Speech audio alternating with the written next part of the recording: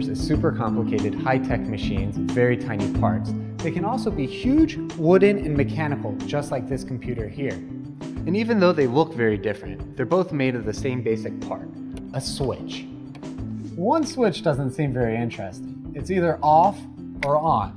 But if we arrange switches in a specific pattern, we can do math or logic. For instance, this circuit turns on the light if both switches are turned on.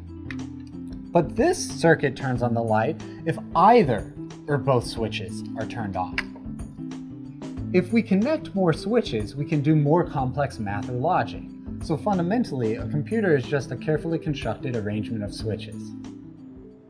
A light switch has a mechanical input and an electrical output, but because the input and output types are different, we can't connect the output of one to the input of another. In order to make more complicated circuits, we need a switch with the same input and output types so that we can string a bunch of switches together. Our digicomp has switches with a mechanical input and mechanical output. Just like a light switch, these switches have two states, either left and right, off and on, or 0 and 1. What's really cool here is that instead of programming this computer by writing code, we program it by physically setting the position of several different switches. I'll now set this computer to count the number of balls in the top tray by setting the count switch to on. The sum is given by this bank of switches here. We'll set the sum to 0 before we start counting. Now let's start counting by pressing this lever.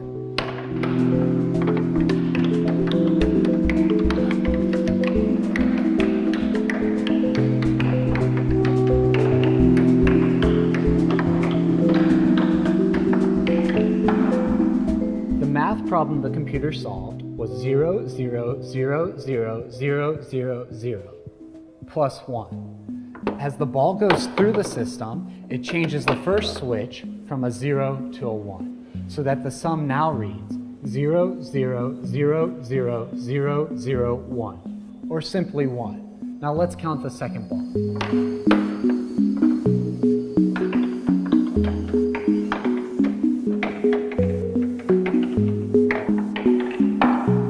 So what happened this time? I'll reset the sum back to 1.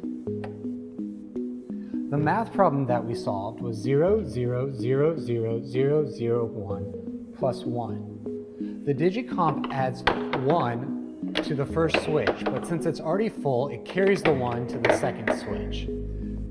The sum ends up being 0, 0, 0, 0, 0, 1, 0, which is 2 in binary. Let's count the third ball.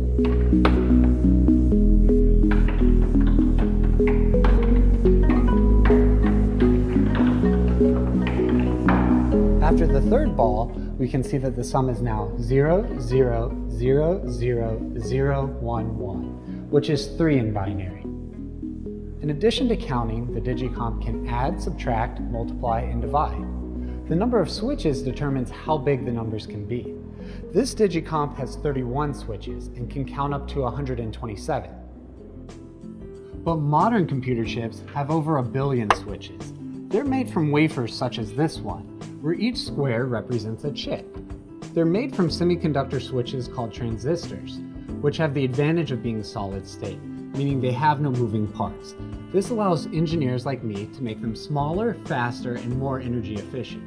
We can make them over 1 billion times faster than the digicomp. These semiconductor switches make modern electronics possible.